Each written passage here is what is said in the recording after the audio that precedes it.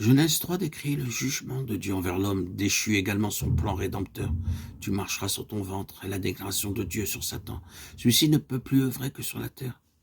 Il ne peut plus agir dans l'univers. Tu mangeras de la poussière tous les jours de ta vie. Suggère que Dieu a décrété que désormais l'homme fait de poussière sur la nourriture de Satan.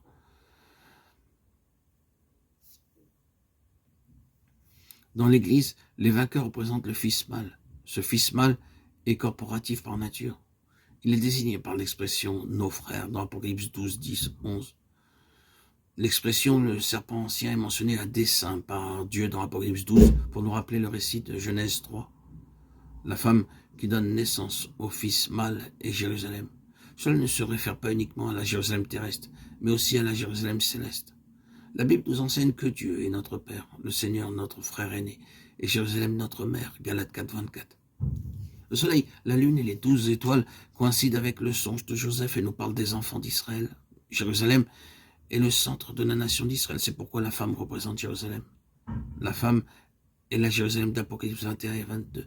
Cette ville englobe tous ceux qui possèdent la vie de Christ et ont été sauvés pendant la période de l'Ancien et du Nouveau Testament. Avant la naissance du Fils mâle, la femme représente l'Église. Après l'enfantement, elle symbolise les enfants d'Israël. Avant la naissance du Fils mâle, elle est décrite dans sa position céleste avec le soleil, la lune et les étoiles, tandis que sa position terrestre est relatée après la naissance du Fils mâle, lorsqu'elle s'enfuit au désert. La femme symbolise tous les rachetés de Dieu qui sont sévèrement persécutés par l'ennemi. Combien la femme souffre à cause du serpent. Ceux qui sont représentés par la femme doivent combattre pour eux-mêmes, mais ils ne le peuvent pas. C'est pourquoi Dieu appelle parmi eux une compagnie de vainqueurs pour combattre en leur faveur. Ces vainqueurs gouverneront les nations avec une verge de fer et occuperont une position particulière dans le royaume. Dès que ces vainqueurs, représentés par le Fils mâle, seront enlevés au ciel, ils chasseront Satan des lieux célestes et le précipiteront sur la terre où il battra en retraite. En retrouvant le terrain perdu, ils obtiendront ainsi la victoire. Le Fils mâle effectuera la conquête en faveur de la mer et les vainqueurs remporteront la victoire pour l'Église. C'est pourquoi, dans la fin des temps, Dieu utilisera les vainqueurs pour mettre un terme à la guerre dans le ciel. Ces vainqueurs manifesteront le salut, la puissance et le royaume de Dieu et l'autorité de Christ. Dans le ciel, le serpent n'aura plus alors de place dans le ciel. Là où sont les vainqueurs, Satan est contraint de se retirer. Un autre signe parut encore dans le ciel, et voici c'était un grand dragon rouge ayant 7 têtes et 10 cornes, et sur ces têtes 7 diadèmes. Sa queue entraînait le tiers des étoiles du ciel et les jetait sur la terre. Le dragon se tint devant la femme qui allait enfanter, afin de dévorer son enfant.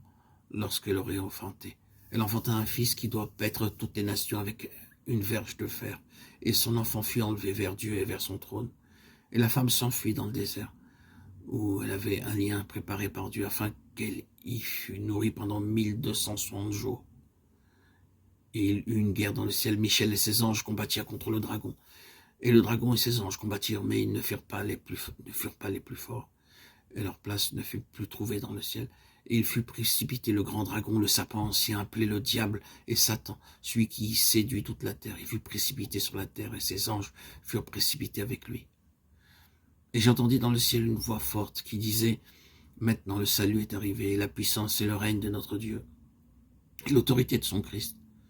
Car il a été précipité l'accusateur de nos frères, celui qui les accusait devant notre Dieu jour et nuit.